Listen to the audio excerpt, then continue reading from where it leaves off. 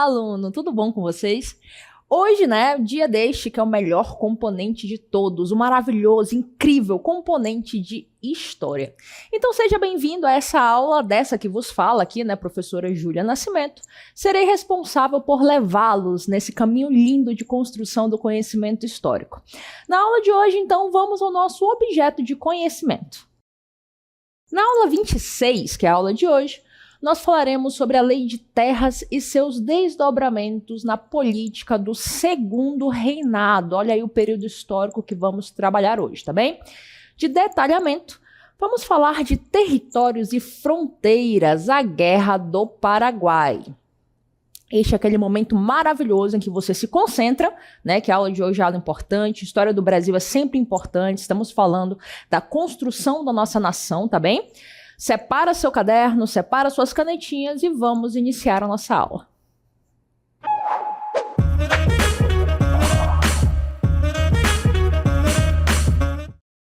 Então, gente, na aula de hoje, especificamente vamos falar da Guerra do Paraguai. Vamos começar pelo título, Guerra do Paraguai, ou seria melhor a guerra contra o Paraguai, foi uma guerra que ocorreu aqui na América, que vai contar com 4 países: Brasil, Uruguai, Argentina e Paraguai.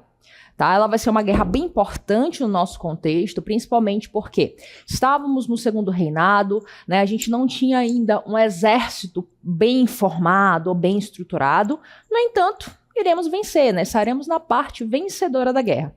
Mas antes de iniciar o conflito em si, vamos entender o contexto histórico, porque é sempre importante entender que a história é dinâmica, que a história é um processo, e que esses processos e pequenas disputas territoriais, políticas, vão acabar culminando nesse conflito, tá bem? Então, primeiramente, vamos entender que estamos falando de 4 nações que são nações soberanas, são nações que terão seus interesses individuais. Entrar numa guerra é algo caro, é algo que você precisa levar não só material humano, mas também você tem que suprir as necessidades humanas, alimentação, vestimenta, armamento, para poder vencer uma guerra. Sem contar os territórios devastados, além, é claro, da perda de pessoas que depois serviriam para a mão de obra e também a questão social, obviamente, para voltar para suas famílias.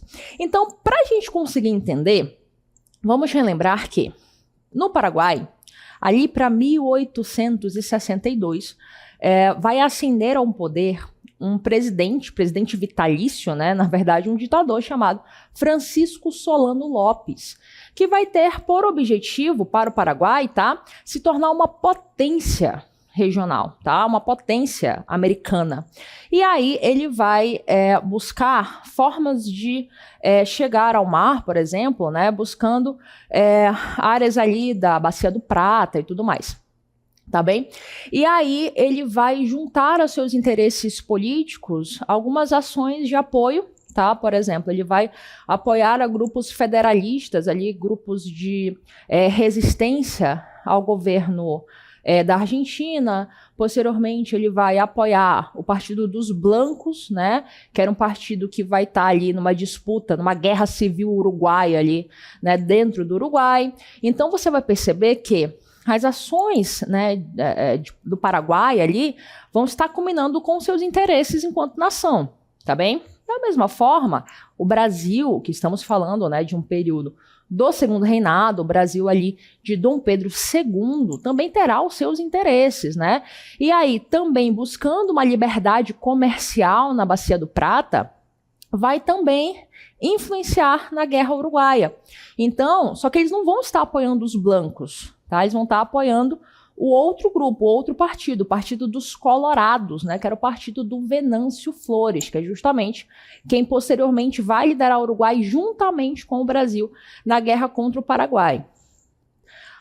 Quanto a Argentina estava passando por esse processo político, querendo consolidar seu território, tá bem? E o Uruguai estava nessa guerra civil entre brancos e colorados, tá bem? Então a gente vai ver aí, nesse momento, de início de século XIX, aliás, início não, perdão, que é 1860 e alguma coisa, 63, por exemplo, então a gente já está ali na metade do século XIX, tá?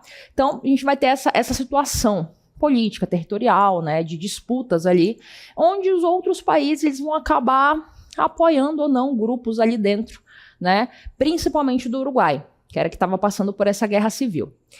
O fato é que o Brasil, né, buscando esse apoio mais massivo aos colorados, acaba se envolvendo até demais nessa guerra. E aí, Dom Pedro II dá ordem de invasão ao Uruguai. Então, as tropas brasileiras vão invadir o Uruguai, né, vão fazer aquela retirada do Partido dos Blancos, tá bom? Na figura do Bernardo Berro, né, como líder ali dos Blancos. E aí, o que vai acontecer? Ele vai colocar os colorados no poder, né? Vai conseguir o apoio do Venâncio Flores, certo? Que é quem vai apoiá-lo ali na Tríplice Aliança, quando a gente vai já falar sobre isso, né? Sobre as formações ali, as alianças durante a guerra contra o Paraguai, a guerra do Paraguai. E, posteriormente, a Argentina, não de uma forma muito clara, mas ela também vai apoiar os colorados, tá bem? Então, isso daí já demonstra um apoio entre argentinos e brasileiros, tá bem? Então, esse vai ser o contexto que a gente vai elencar nesse primeiro momento, quando falar de guerra do Paraguai, justamente porque é essa invasão do Brasil ao Uruguai que vai gerar uma resposta, tá, do Paraguai. Porque o Paraguai, ao apoiar o grupo opositor, dá um ultimato ao Brasil, dizendo que o Brasil não deve se meter, né, o Brasil não deve invadir o Uruguai, e mesmo assim o Brasil faz, fazendo com que o Paraguai resolva capturar um navio, ali uma embarcação brasileira que passava pelo Rio Paraguai. O que acontece? O Brasil, dentre suas várias necessidades, precisava ali passar pelo Rio Paraguai, por dentro ali do Paraguai, para chegar em algumas áreas, como por exemplo Mato Grosso, né? E aí vai ocorrer dessa navegação ser capturada pelo Paraguai, né? E o Paraguai, antes de ser invadido, passa a invadir, né? Então vai ter essa ação aí de invasão à região do Mato Grosso, né? Então esse vai ser considerado o início da Guerra do Paraguai. Então, primeiro contextualizando para a gente conseguir entender, né, o que de fato entrar numa guerra já é algo que demanda, né, tempo, investimento, pessoas, para que depois, quando falarmos das consequências, ao fim da aula, a gente consiga compreender o que foi a Guerra do Paraguai para essas nações que participaram dela, tá bem? Então vamos ao nosso texto. A Guerra do Paraguai. A Guerra do Paraguai, que ocorreu entre 1864 e 1870, foi um dos conflitos mais sangrentos e devastadores da história da América do Sul. Então perceba aí, né, que ela já vai ter sua importância no sentido de, né, muitas baixas, porque foi um conflito de extrema violência, tá bem? Vamos então às nossas motivações. Temos então, a guerra foi desencadeada por uma série de disputas territoriais e políticas na região da Platina. Senhores, quando a gente falar de nações platinas, estamos nos referindo aí, tá, a Paraguai, Uruguai e Argentina, tá bom? Já a Bacia Platina já vai envolver mais dois países, que é o Brasil e a Bolívia, tá bom? Então, cuidado nesse entendimento aí, quando a gente tiver com alguma literatura para a gente conseguir compreender de quais países estamos falando, tá? E políticas na região da Platina entre o Paraguai e seus vizinhos, Brasil, Argentina e Uruguai. Então perceba os 4 países, as 4 nações que farão parte dessa guerra, tá? O governo paraguaio, liderado pelo ditador Francisco Solano Lopes, e seu desejo de criar o Grande Paraguai. Perceba, então, o seu desejo de se instaurar enquanto potência americana, né, e de conquista, né, territorial também. Tinha uma busca ali de uma expansão territorial, tá bem? Para isso, ele pretendia anexar áreas do Brasil e da Argentina, que o permitissem possuir uma saída para o mar, tá? Então, antes da guerra, o Paraguai ele era essencialmente agrário, tá? Então ele vai passar a ver uma modernização, um desenvolvimento ali industrial, tá? E é claro, ele vai investir, mesmo que de forma leve, na indústria bélica. Tanto é que se achava, né, se entendia o Paraguai como um exército mais bem estabelecido do que as outras nações participantes dessa guerra, tá bem? Perfeito. Dando continuidade, então, ao nosso texto, vamos falar das alianças, né? O Paraguai enfrentou uma coalizão. O que é uma coalizão? É outro nome que se dá à aliança, tá? A junção aí de países em prol de um mesmo objetivo. Por que é importante a gente entender isso? Porque a gente precisa entender que por mais que vá haver uma união dessas nações, cada país vai ter o seu objetivo, tá? Que naquele momento estão juntos, né? Estão com o mesmo objetivo, mas que em outras situações, né, já não estariam, tá bom? Então, para esse conflito foi formada uma aliança, tá, entre Brasil, Argentina e Uruguai, conhecida como Tríplice Aliança. Tá, professora, mas a senhora falou então que o Brasil invade o Uruguai, Paraguai, em retaliação a essa invasão, né, invade o território brasileiro, e como é que o Uruguai se junta com o Brasil nesse contexto? Atenção, alunos, havia uma guerra civil no Uruguai, né? Então tínhamos ali a disputa entre os partidos dos blancos e dos colorados. Os blancos estavam no poder, né, apoiados pelo Paraguai, enquanto os colorados eram apoiados pelo Brasil. E aí o que vai acontecer? Nessa invasão, o Brasil, né, consegue ali tirar os blancos do poder e ajudar na ascensão dos colorados. Então agora quem vai estar na governância será o líder dos colorados, tá bom? Então por isso esse apoio do Uruguai tá nessa coalizão com a Tríplice Aliança, né, que vai ser a Tríplice Aliança. Por isso essa união dos uruguaios com os brasileiros, tá bem? Dando continuidade ao nosso texto, essas nações uniram suas forças para conter a expansão do poder paraguaio na região. Então percebam aí, né, qual é o objetivo da junção dessa aliança, tá, entre esses três países, Brasil, Argentina e Uruguai. Então, quando eu falar para vocês, porque a Tríplice Aliança, lembre-se, tríplice, vem de três, tá? Uma aliança entre três países, Brasil, Argentina e Uruguai. Vou mostrar para vocês agora os participantes dessa tríplice. Temos, então, a Tríplice Aliança, formada em maio de 1865, né, com o Bartolomeu Mitre, né, representante aí, líder da Argentina. Ele, inclusive, que vai ser o responsável pelas tropas. Então, quando falamos em Guerra do Paraguai, quem era responsável pelas tropas da Tríplice Aliança vai ser o Bartolomeu Mitre, tá? Temos, então, a figura de Dom Pedro II, imperador do Brasil. Percebam, inclusive, né, chama atenção a nossa bandeira, ainda era bandeira imperial, tá bem? Com as cores aí das famílias reais, né, o amarelo, o verde, o losango amarelo, representando aí as famílias monárquicas que formavam o Império Brasileiro, tá? E teremos a figura do Venâncio Flores, né, líder dos colorados, que ascendeu ao poder juntamente com a ajuda de Dom Pedro II, né, por isso aí esse apoio representando a liderança do Uruguai. Essa Tríplice Aliança, ela vai fazer um acordo, né, um tratado, justamente porque se acreditava que juntos eles poderiam, né, vencer o exército paraguaio, e segundo esse acordo, a guerra só acabaria com a deposição, né, do Francisco Solano Lopes, né, o ditador ou o presidente vitalício. Quando eu falo vitalício, estou falando para a vida inteira, tá, gente? Então, o presidente vitalício, o ditador Solano Lopes, tá bem? Perfeito. Vamos falar, então, do desenvolvimento do conflito. Quero falar para vocês, primeiramente, que nós tivemos mais guerras do que eu vou expor aqui, tá, gente? A gente vai elencar as principais, tá? E as suas importâncias, mas houve mais guerras, tá?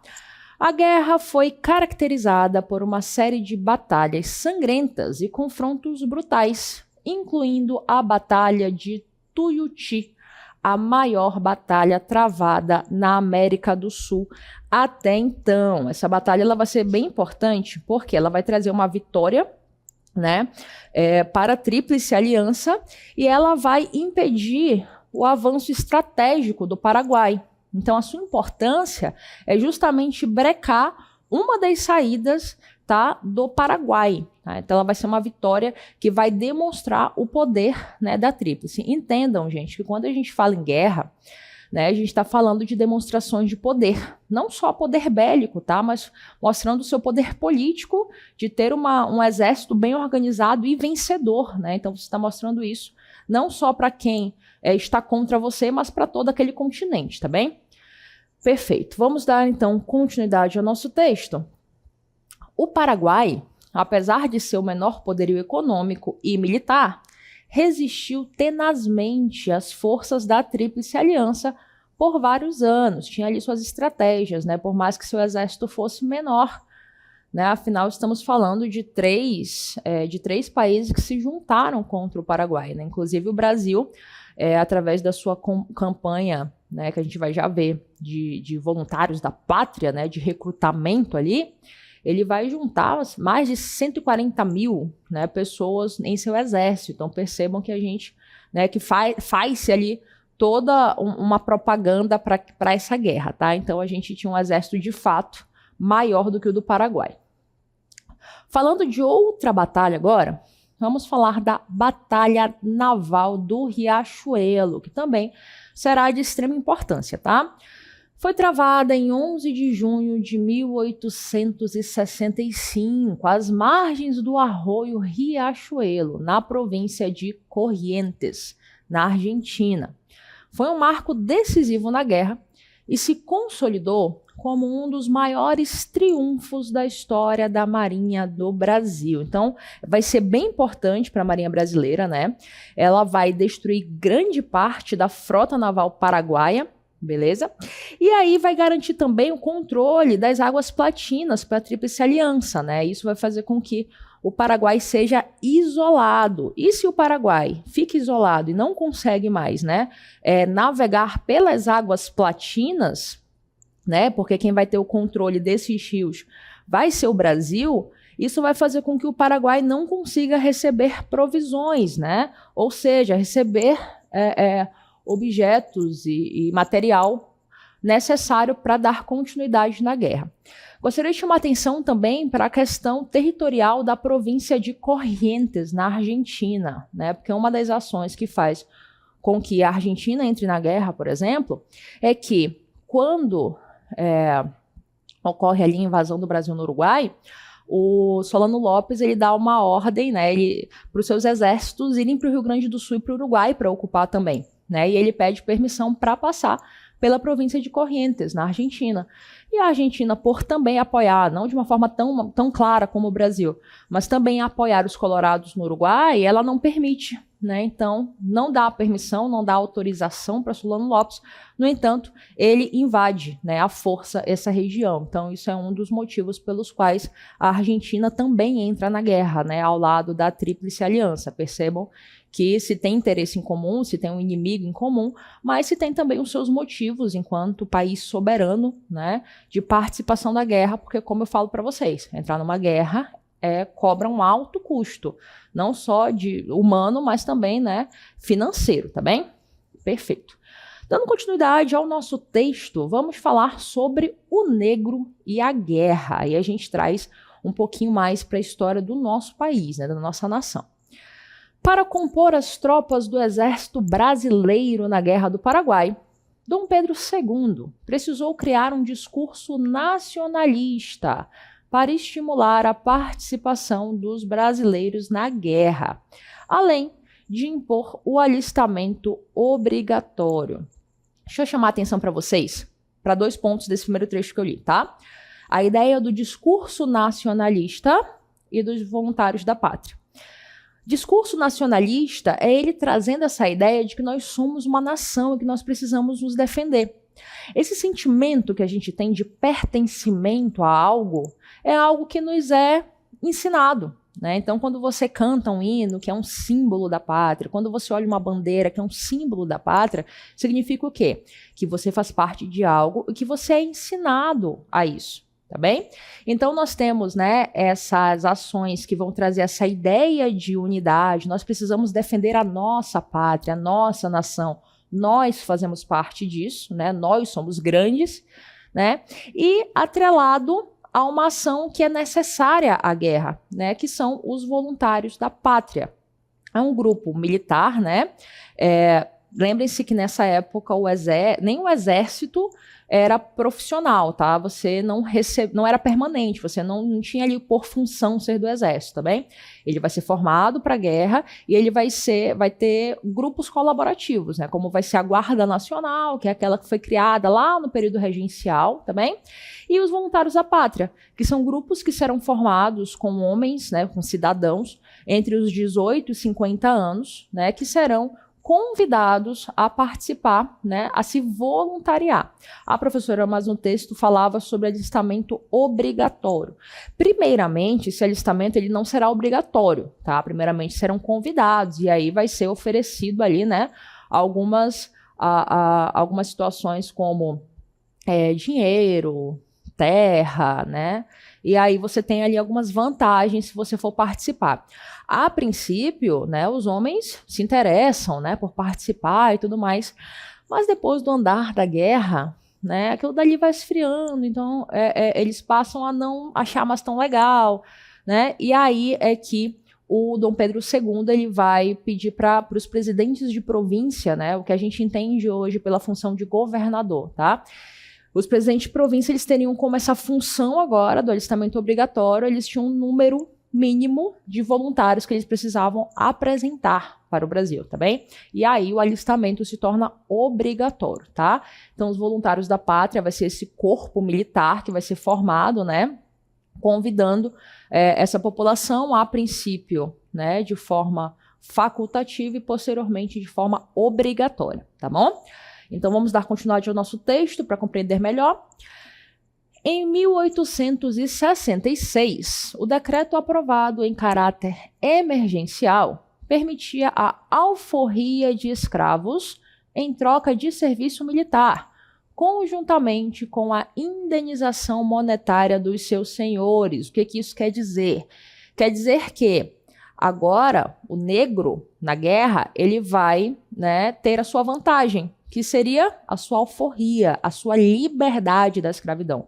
Você que é negro, escravo, agora você vai ser livre, mas você vai ter que lutar pela pátria, tá? E você, o senhor, que é dono do escravizado, também não vai sair no prejuízo, já que você está perdendo a sua mercadoria, porque um escravizado nessa época, né, ele era tido como uma mercadoria, que você comprava e que era seu preço da vida que ficava trabalhando para você. Né? Agora o senhor de escravizado não, ele não vai ter essa perda, segundo, né, essa determinação de Dom Pedro II. Você vai receber ali, né, para poder liberar esse seu escravizado para a guerra, tá bem?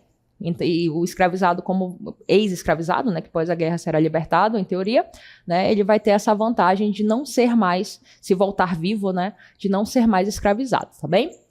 Dando continuidade ao nosso texto, nas senzalas, nas lavouras, cartas de alforria, ou seja, né, essa carta, esse documento de liberdade, e uniformes começaram a chegar para aqueles que se viram no dever de defender a pátria, que até então lhes negava a condição de gente. Lembra que o escravizado não era visto como pessoa, era visto como mercadoria.